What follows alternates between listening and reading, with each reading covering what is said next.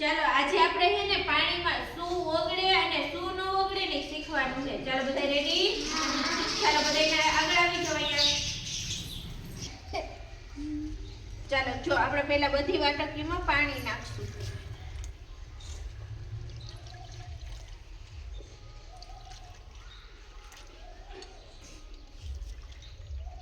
હવે જોઈશું એમાં કે શું ઓગળે ને શું ન ઓગળે. આ શું છે? ખાંડ.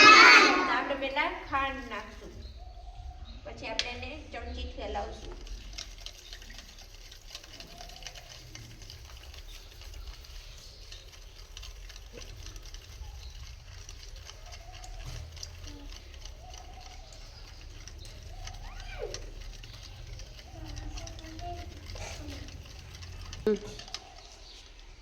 આમાં ખાંડ શું થયું? ઓગળી ગઈ. હવે આપણે નાખશું મીઠું.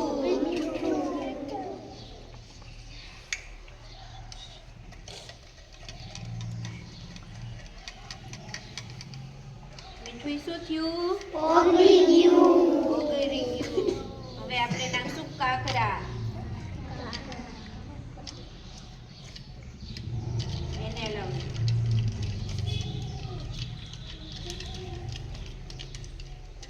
કાકડા ઓગળશે? નહીં. નો ઓગળે. કાકડા એટલે કાકરા હતા એટલે આ ન ઓગળ્યા. હવે આપણે મોટા પથ્થર નાખશું. મોટા પથ્થર ઓગળશે? નહીં. તો આમાં શું ઓગળી ગયું? ખાંડ ઓગળી ગઈ. પછી આમાં મીઠું ઓગળી ગયું, પણ પથ્થર ઓગળ્યા નહીં. મોટા પથ્થરે ઓગળ્યા નહીં.